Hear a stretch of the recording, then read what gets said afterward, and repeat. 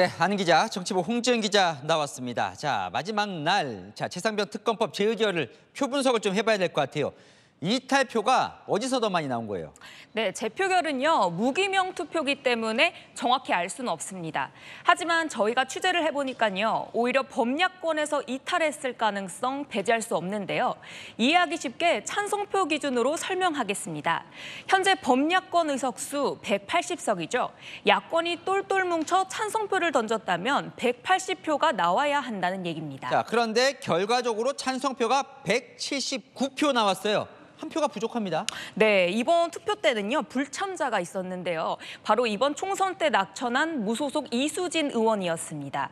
이 의원을 뺀다면 범야권 179명이 한 명도 이탈 없이 찬성표를 던졌다는 게 민주당의 계산입니다. 그런데 변수는 국민의힘 의원 5명이 이미 찬성표를 던진다고 했다는 거예요. 자, 네. 어떻게 되는 거예요? 네, 국민의힘 의원 5명이 앞서 찬성표를 던지겠다고 예고했었죠. 표결 이후 일일이 물어보니 5명 모두 소신대로 투표했다고 하더라고요. 이 말대로라면 찬성 179표 가운데 국민의힘에서 던진 5표도 포함되는 거죠. 그러면 범야권에서 5명이 이탈했다, 이런 해석이 나오게 됩니다. 불참자 이수진 의원까지 더하면 6명이 이탈한 거죠. 자, 여권을 설득해서 여권 2자릿수 이탈을 이끌어내겠다고 했는데 오히려 범야권이 이탈했을 수도 있다. 예상치 못한 결과네요. 네, 물론 민주당은요, 아니다, 찬성하겠다던 5명이 실제로는 당 지도부에 설득해 해결했다, 이렇게 주장을 하는데요.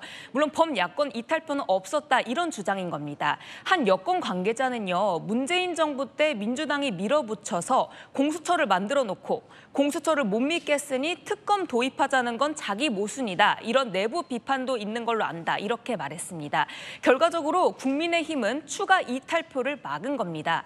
전현직 원내대표들이 일일이 찬성 의사를 밝힌 의원들을 전화하고 찾아서 막판 설득에 나섰다고 하는데요. 막판 이 중에 한 명은 재고 의사를 밝힌 것으로 전해졌습니다. 2자릿수 걱정도 하던데 뭉친 이유가 있을까요? 네, 바로 위기감 때문입니다. 여권에서는요, 야권이 최상병 특검법을 시작으로 윤 대통령 탄핵까지 추진할 것으로 보고 있습니다. 집권 여당으로서 대통령 탄핵 상황까지 가는 건 막아야 한다는 인식이 강합니다. 이 법이 가결되는 순간 민주당은 대통령 제2요건 행사의 정당성을 문제 삼으며 탄핵 열차에 시도를 걸려는 의도가 분명합니다. 근데 끝난 게 아니에요. 민주당은 22대 국회 1호 법안으로 다시 추진하겠다는데요. 네, 민주당은요, 개원 즉시 최상병 특검법을 재발의한다는 입장입니다. 국민의힘 상황은 더 녹록지 않은데요. 여당 의석수 108석에 불과하죠. 이탈표 8표만 나와도 대통령의 거부권 행사 무력화됩니다. 한 관계자는요, 둑이 한번 무너지면 다 무너지기 때문에 안심할 수 없는 상황이라고 말했습니다. 안철수 의원, 김재섭 당선인 등으로부터 찬성 소신 투표 이야기도 나오고 있습니다. 여권에서는 공수처 수사가 빨리 진행돼 특검법 재발 이전 뭔가 결론을 내주기만을 바라는 그런 분위기도 감지됩니다. 거부권 정국이 계속되는 것도 부담인데요.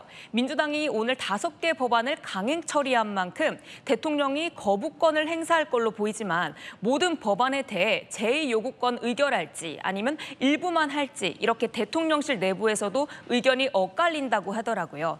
당과 대통령실 이래저래 고민이 깊어질 것 같습니다. 네, 잘 들었습니다. 아는 기자 홍지은 기자였습니다.